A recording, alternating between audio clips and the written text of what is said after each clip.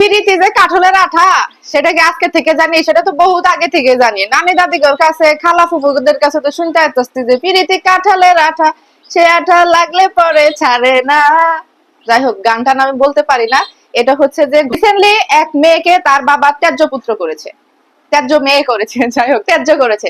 মুসলিম মুসলিম আইনে ত্যায্য আছে কিনা আমি জানি না, মনে হয় নাই, কিন্তু দেখলাম যে একদম স্ট্যাম্পে সাইন টাইন করে তারপরে ত্যায্য করেছে তাকে।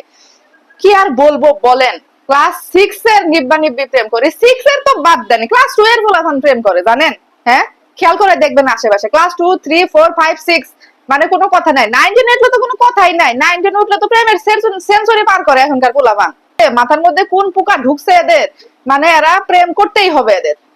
তো রিসেন্টলি একটা ঘটনা ঘটেছে, মেয়ে মেয়ে প্রেম করে ভাইগা গেছে এক পোলার সাথে। বাপ মায়ে অনেক চেষ্টা করছে তাকে ফেরানোর জন্য, অনেক ভাবে চেষ্টা করছে, অনেক ভাবে বুঝাইছে যে না, এই ছেলে ভালো না, এখনই তোমার বয়স নাই, এখনই যাওয়া যাবে না।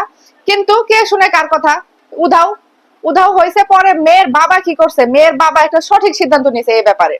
সবকিছুতে ছাড় দেওয়া উচিত না। আর এখনকার বাপ মায়ের এত পরিমাণে ছাড় দেয়, এত পরিমাণে, আচ্ছা ঠিক আছে প্রেম করছে করুক, ভাইগে গেছে গে যাক, বিয়ে করছে, পরবর্তীতে আবার মাইনা নেয়, বাচ্চা হলেই মাইনা নেয়।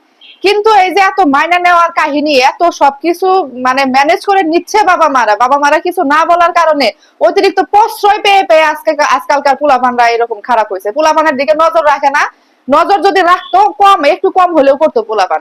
তবে এই বাবাকে আমি স্যালুট জানাই, একদম ভালো কাজ করছে, ঠিক কাজ করছে।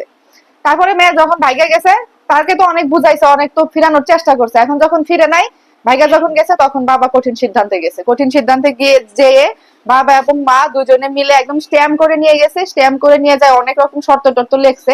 সেটা তো আসলে আমরা দেখি নাই কি কি শর্ত লাগছে। আর মূলত নিউজটা দেখলাম অনেকগুলো টিভি চ্যানেল নিউজ করেছে। ঘটনাটা ঘটেছে আমরা চট্টগ্রামের, ভাষা শুনে বুঝতে পারলাম যে চট্টগ্রামের।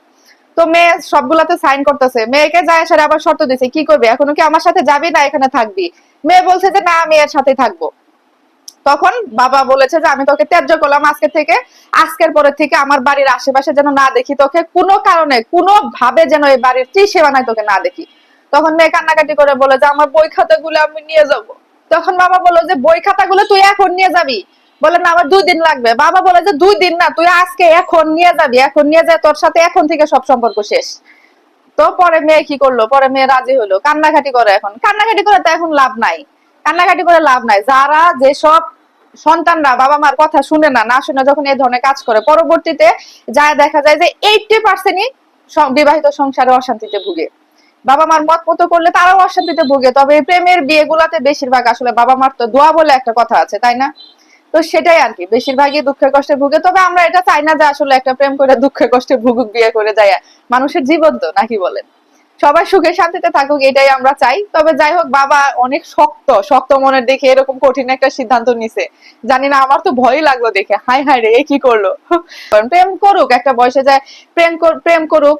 আপনারাও মানসিকতা সেট করে রাখবেন যে প্রেম করলে বলে দিবেন যে প্রেম করলে মানা যায় মতো ভালো দেখে কইরো, মন মানসিকতা দেখে কইরো, তোমাকে সম্মান করে সেরকম দেখে কইরো। তারপরে আমরা দেখে শুনে না হয় বিয়ে দিয়ে দেবো, সেরকম যদি আপনাদের ইচ্ছা থাকে সেরকম বলে দিবেন। কিন্তু এই যে ক্লাস 2 এর থেকে ক্লাস 3 এর পোলাপান প্রেম করবে, এটা আসলে মানা যায় না। এসএসসি পরীক্ষা না দিয়ে ভাইগা যাবে ছেলের সাথে, এটাও আসলে মানা যায় না। তো আমরা এটাই চাই, একটা বয়সে যায় সেটা যা করার করুক, না হলে না করুক, ইসলামিক রীতি অনুযায়ী, ইসলামিক নিয়ম নীতি অনুযায়ী বিয়ে শাদী করুক, সেটাই আমরা চাই, সেটাই হয় ভালো। সেটা একটা সুস্থ সমাজ ব্যবস্থাপনার মধ্যে পড়ে এবং অনেক শান্তির সেটা। তবে যাই হোক, যা করছে করছেই, কি আর করবো, দোয়া করি ওদের জন্য যে ভালোভাবে সংসার করে খাক, আর যেন আর ফিরতে না হয়। কারণ ত্যায্য যেহেতু করছে, আর দিন শেষে বাবা মা কিন্তু অনেক কষ্ট পায়। বাবা মারাই যে এত কষ্ট করে বড় করে সন্তানদেরকে, বাবা মারা কিন্তু কষ্ট ঠিকই পায়। দোয়া করে ওদের জন্য, তাছাড়া আর কি করব। ঠিক আছে বন্ধুরা, এই ঘটনাটাই আপনাদের সাথে শেয়ার করলাম। ভালো থাকবেন, আল্লাহ হাফেজ।